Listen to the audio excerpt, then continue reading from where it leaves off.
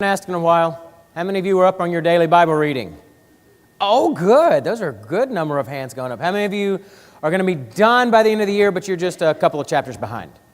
Good. Few hands go up. Hey, we're coming down to the end of the year. In case you hadn't figured that out yet, we're on the clock. I mean, it's really winding down quick.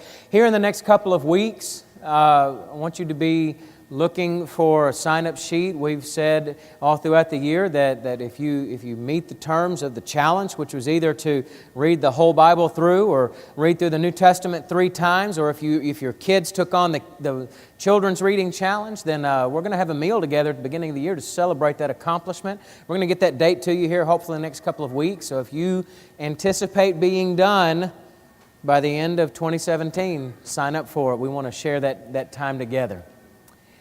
When I think about this life and I think about all the different relationships that exist, it seems to me that the best microcosm for seeing God's plan for mankind is seen within the family. As the very first institution created by God, the relationships of husband and wife, siblings, parent and child, as you look at all of those different relationships, they all present their own insights into the way that God relates to humanity. For instance, when we talk about husbands and wives, we get a lot of, we hear a lot in the Bible about the concept of headship and submission. Well, have you ever thought about the fact that Jesus is a representation of both of those roles? Jesus is head of the church, but He is also the submissive Son of God.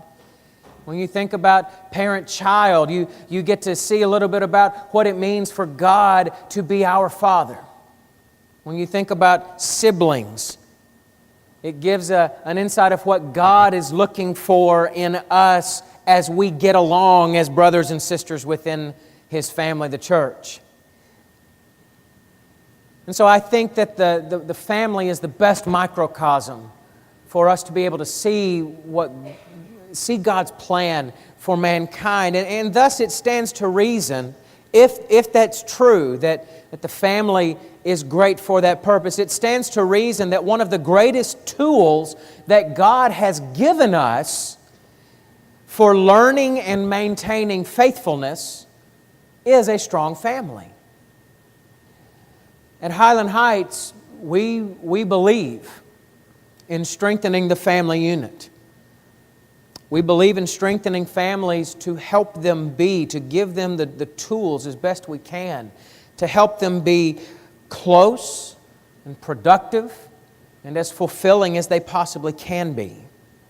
And so that's why periodically I try to draw our attention to lessons and sermons that are going to try to focus on subjects that will help us accomplish that goal. To help us maybe seek out insights that are either, number one, that will either help us continue a legacy of loving families, because many of us in this room come from a long line of strong, loving families. But I also know that there are some of us in this room that's not part of our family heritage, that we come from a long line, perhaps, of broken families, of families that were, as we use the term today, that were dysfunctional. And so we hope that our efforts and our insights can perhaps help give tools to break that cycle in your life. That you can break the pattern of dysfunctional families and begin something better for your children and the lineage that comes after you.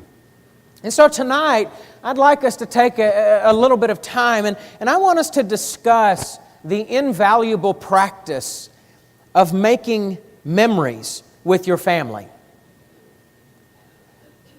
You know, the ability to remember. I don't know if you've ever considered this or not, but the ability to remember is one of the great gifts and abilities that God has given us, that He has given to mankind. And we all have this ability. We all have the ability to make memories. And I believe that each and every one of us cherishes that ability, cherishes the opportunity to make memories with our families and with those that we care about and love. And as evidence of that, in case you were to disagree with me, consider what it would do to you if all of a sudden you lost your memory. Why do we consider it so tragic when somebody reaches a point in their life that either through age and time or perhaps an accident or illness, they lose their ability to recall memories and they lose that ability to reflect on those things? It's because we cherish it so very much. But what is it about memories that make them so powerful? Well, I want you to consider maybe three things real quick. What is it that makes memories so meaningful and so powerful and so influential? Well, for one, memories keep the influence of other people alive long after they are gone.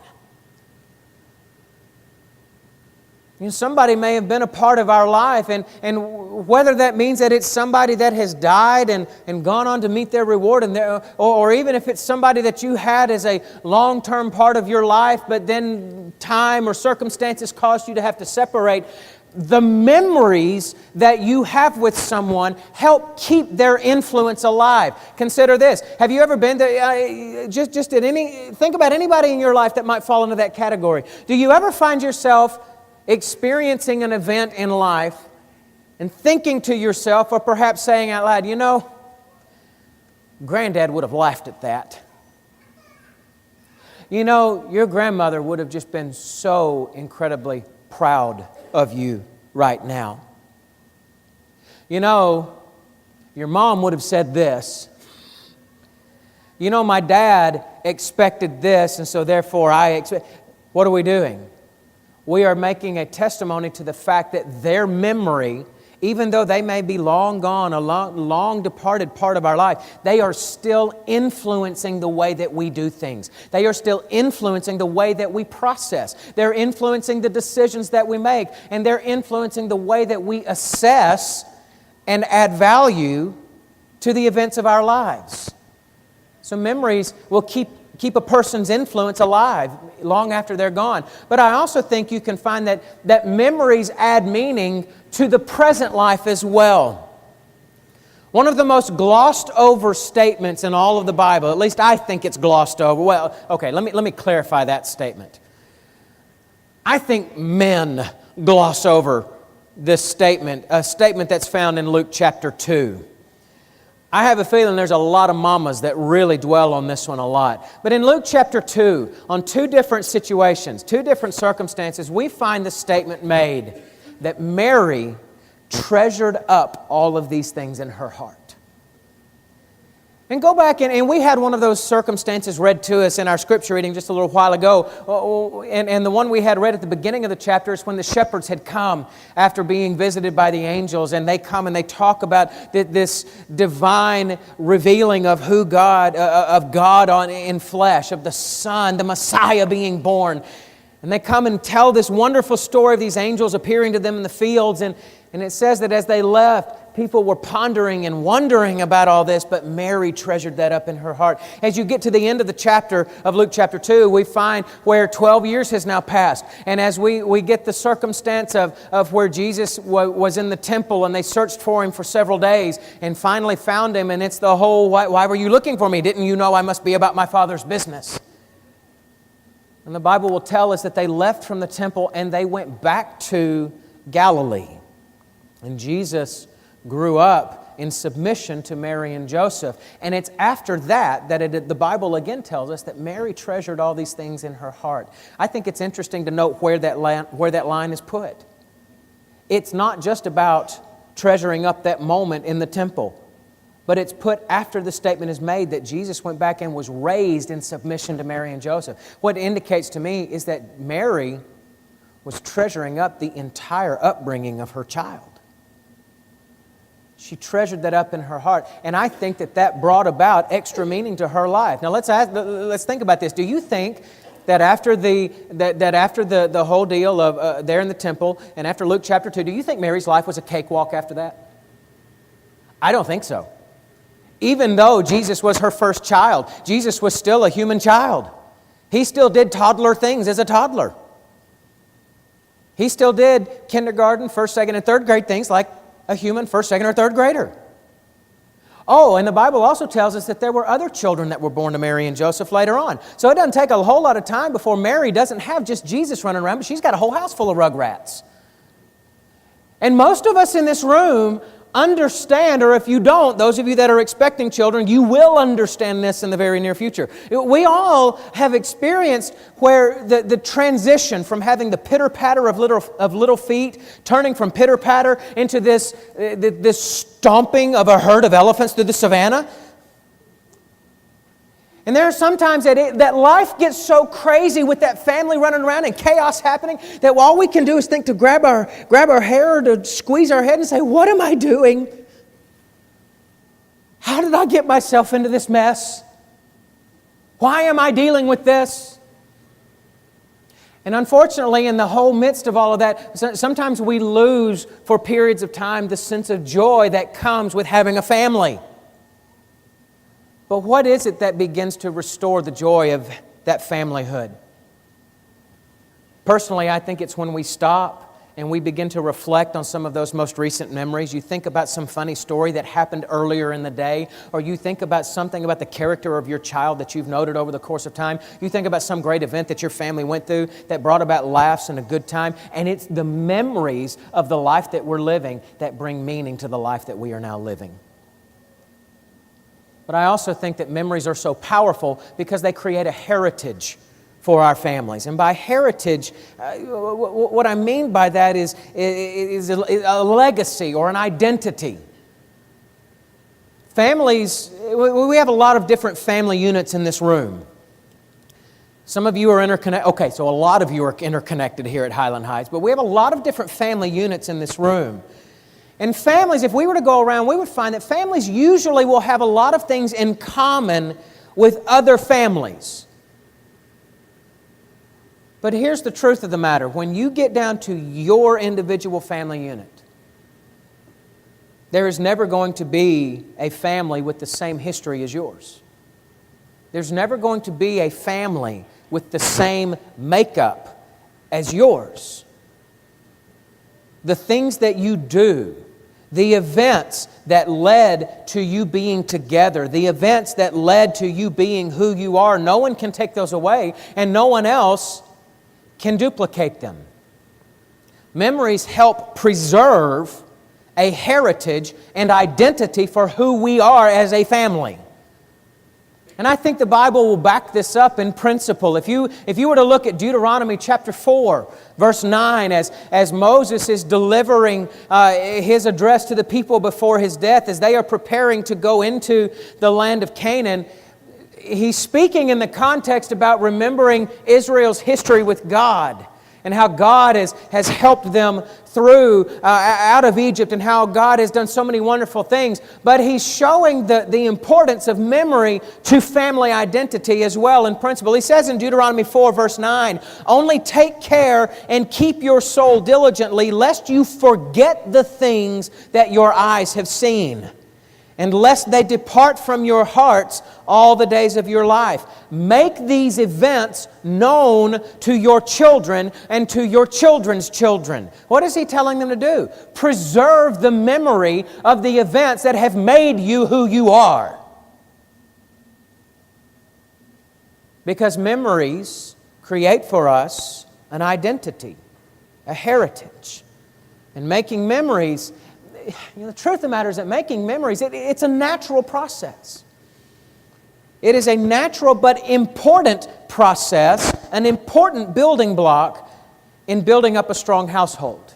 And so with that in mind, let's spend a few minutes here. I want to discuss 3 or 4 practical aspects about making memories that I hope will enable us or put some things in our lives and in our minds to enable us to make memories more frequently, to be purposeful and deliberate with making memories. But that will also perhaps help these memories to be more lasting. And as a result, will help our families become stronger and more connected as years go by. Consider this thought, that memories are best made with loved ones.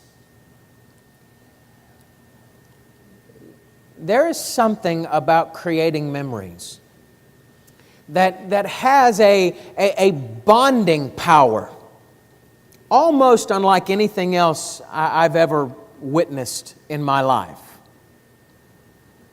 Think about when you have gone through a meaningful event with somebody. That may be a big trip you took together. It may have been going through a mutual loss. It may have been a project that you undertook with somebody else where you were sweating and bleeding and hurting together after the process of it. Where you had to bring your minds together to try to mesh multiple sets of ideas into one to create a final product. When you go through a meaningful event or a meaningful experience with someone else, you will find in the end that those meaningful experiences connect people in a way that tends to promote openness with one another. It tends to promote a level of trust. And if the experience is big enough and strong enough, it even promotes a willingness for me to be vulnerable with you in a way that I'm not willing to be vulnerable with anyone else.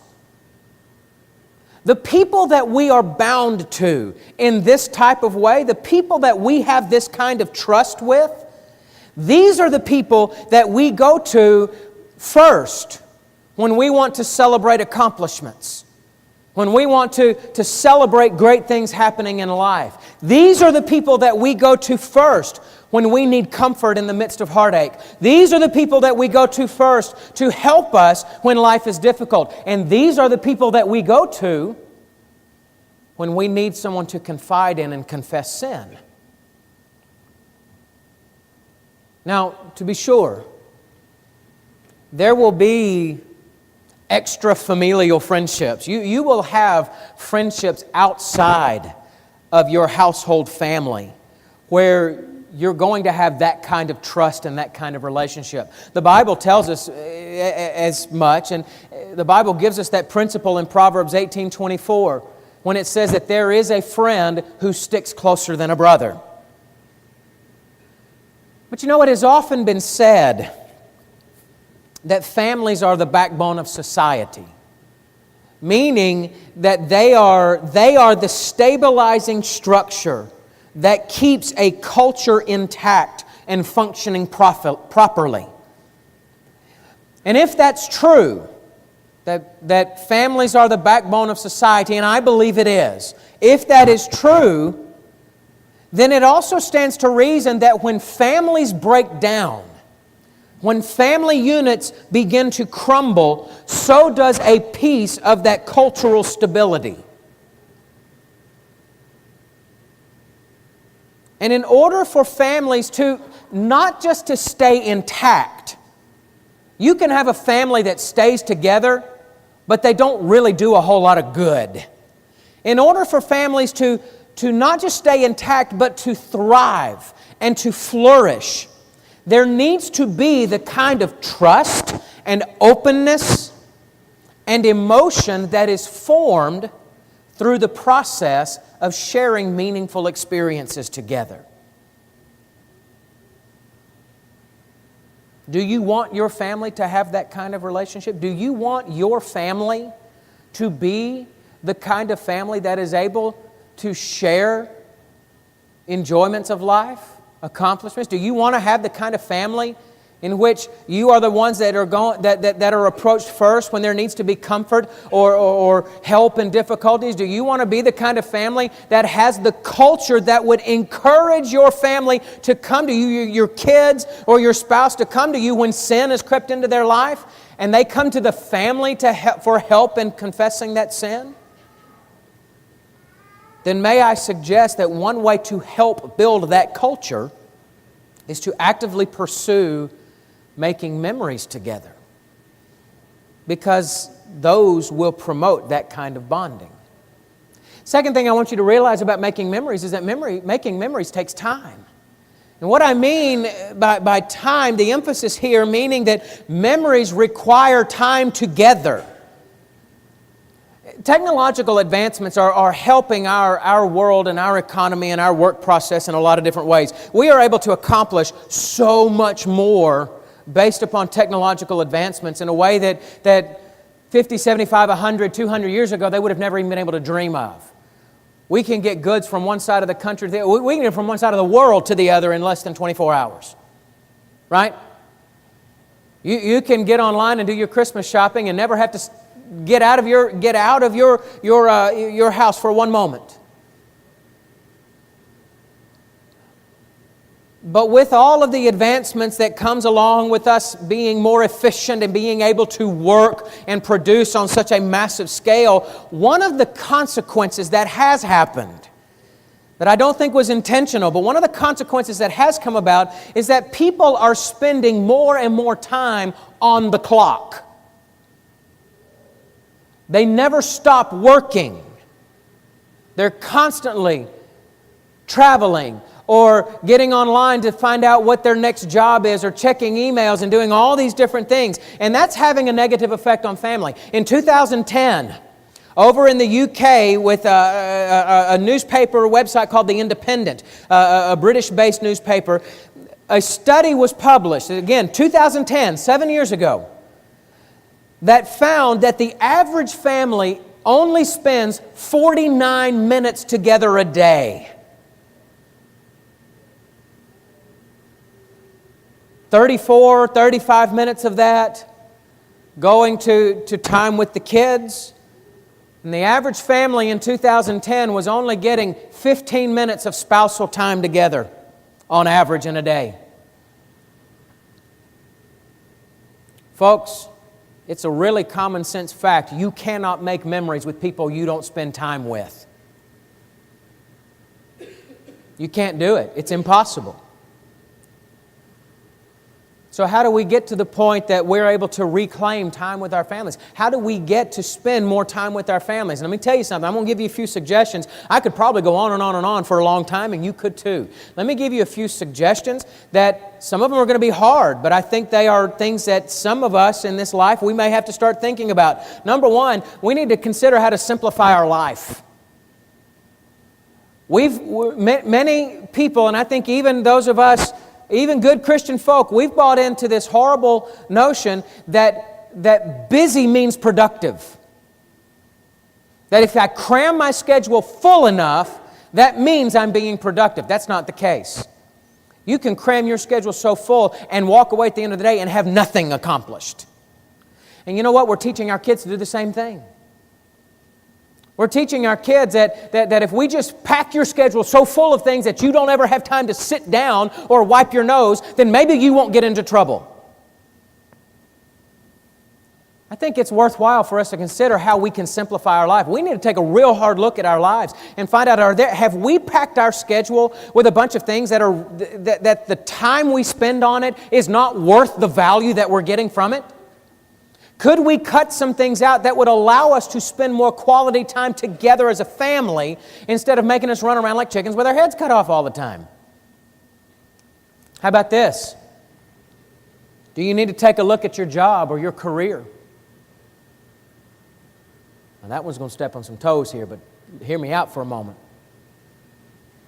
Is it possible that you need to make a change in your job or in your career because you have allowed the work that you're doing to take top spot in your life? And you've allowed it to become your top priority, which, by the way, is my third suggestion. We need to make sure we take a step back and decide whether or not our family actually is a top priority or not. A lot of times we can get so busy with so many other things, it's a byproduct of that busy schedule. The things that take up the most time are not the things that we want to be the top priorities. So we need to step back and we need to decide, is my family actually a top priority for me or not? And if it is, then I need to make changes that are going to help show that they are a priority. Number 4 in that, I think you need to come up with a game plan. I understand that if you have time invested in a job or in a project or something, or you have commitments that you've made based on a busy schedule, you can't just drop them all at once. But you need to have a game plan. It may be that you as a family need to sit down and say, you know what, we're going to have to make a few sacrifices for a few months. We have to realize that for the next several months, we may not be able to spend an awful lot of time together, but in not spending that time, in sacrificing a little time now, maybe we're going to be able to get ourselves in a financial spot that puts us better off, or maybe we're going to be able to clear the schedule after a few months. But don't leave that open-ended. Have a plan for how you're going to get to the point that your schedule will be more free so that you can actually spend time making memories with your family. And last one, real quick. Adults, we've got to put the electronics down. There's all kinds of apps that are out there now. There's all kinds of plans and programs. We see all kinds of reports about how Facebook and whatever else are frying our children's brain. Well, guess what? The apple doesn't fall too far from the tree anymore. I know one family that they sit around at the dinner table every night and they take up all the phones. They put them in a bag and they set them off to the side, even the adults' phones. Parents, we've got to learn to put them down as much as we want our kids to put them down too. Because when we're doing this and missing those important moments in our kids' lives, then we're just as guilty of letting that take top priority in our lives. So these are some things for us to understand, that memories take time. And that means time together. But lastly, I want you to know this, that memories come from traditions. Now, you may have noticed that our culture is in one of those cycles, and I do think it's cycles, where all traditions seem to be called into question right now.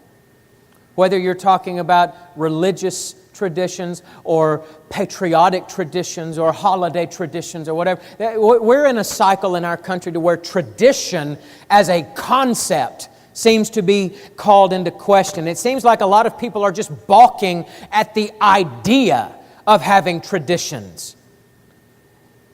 But you know what strikes me as ironic and even a little bit humorous is that it seems to me that the people who tend to fight against the concept of tradition, what they're really wanting to do is replace a current tradition with their own. Which tells me they're not against the idea of tradition. Because traditions and customs are part of the human experience.